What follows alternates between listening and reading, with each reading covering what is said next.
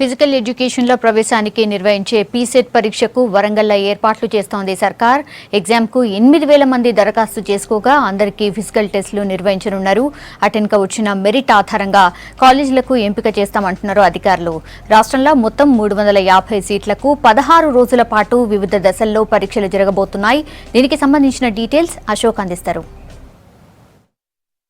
వ్యాయామ విద్య ప్రవేశాల పరీక్ష కోసం జేఎన్ఎస్లో పరీక్షలు నిర్వహిస్తున్నారు. ఈ పరీక్షల్లో 8,021 మంది అభ్యర్థులు పాల్గొంటున్నారు. ఈ రాష్ట్ర వ్యాప్తంగా జరుగుతున్న ఈ జేఎన్ఎస్ కార్యక్రమంలో ఎంతమంది హాజరయ్యారు, ఎట్లాంటి పరీక్షలు నిర్వహిస్తారో తెలుసుకునే ప్రయత్నం చేద్దాం. మనతోని మాట్లాడడానికి టీఎస్పీఎస్సెట్ కన్వీనర్ సత్యనారాయణ ఉన్నారు. సార్ చెప్పండి, ఈ వ్యాయామ విద్య ప్రవేశాల కోసం ఎట్లా పరీక్షలు నిర్వహిస్తారు? మనము ఈ వ్యాయామ విద్య కోర్సుల గురించి పరీక్షలు నిర్వహించడానికి ఈ జేఎన్ఎస్ స్టేడియం హన్మకొండ సంసిద్ధమైంది. ఇందులో భాగంగా మన తెలంగాణ రాష్ట్రంలో ఉన్న 31 జిల్లాల నుంచి దాదాపు ఇంటర్మీడియట్ పాస్ అయిన వాళ్ళు డిపిఎడ్ కోర్స్కి అనగా డిప్లొమా ఇన్ ఫిజికల్ కోర్స్కి అందులో 3,900 మంది అభ్యర్థులు వీళ్ళు పాల్గొంటున్నారు ఈ ప్రవేశ పరీక్షలో. దీనిలో మనకు సీట్స్ 350 మంది సీట్స్ ఉన్నాయి. అందులో 200 గవర్నమెంట్ సీట్స్, 150 ప్రైవేట్ సీట్స్ ఉన్నాయి.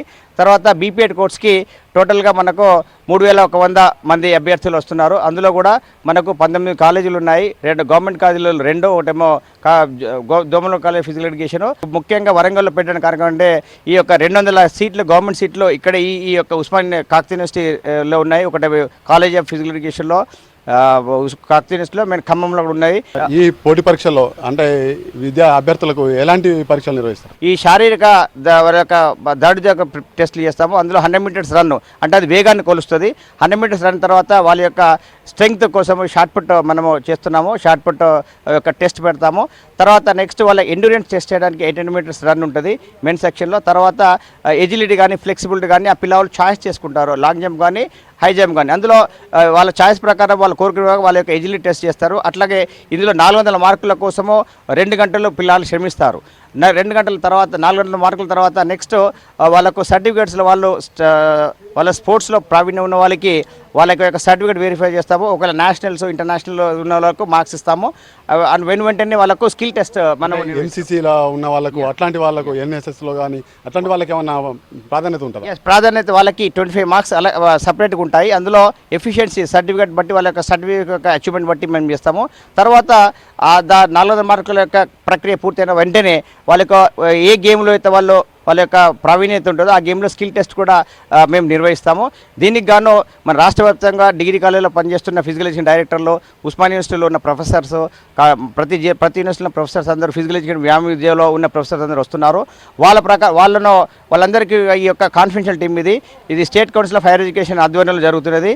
కాబట్టి ఈ యొక్క మన గచ్చిబౌలి స్టేడియంలో గత 2 సంవత్సరాలు నిర్వహించాము.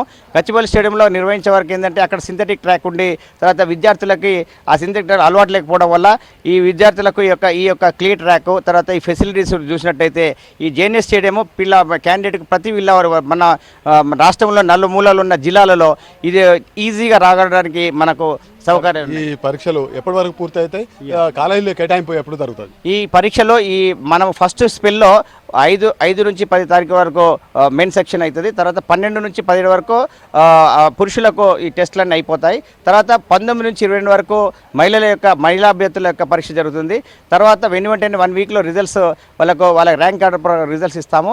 తర్వాత ఈ యొక్క కౌన్సిలింగ్ అనేది ఈ నెలాఖరులోగా చేద్దామని అనుకుంటున్నాం. ఇది పరిస్థితి. మొత్తానికి 22 వరకు అందరికీ అభ్యర్థులకు పరీక్షలు పూర్తి చేసి తర్వాత వాళ్ళకి కౌన్సిలింగ్ ద్వారా కాలేజీలు కేటాయింపు చేస్తాం, విద్యను అందించి నైపుణ్యాన్ని పెంపొందించే దిశగా ప్రయత్నం చేస్తామని చెప్తున్నారు. వీడియోస్ దుర్గాప్రసాద్తో అశోక్, ఫిజికల్ న్యూస్, వరంగల్.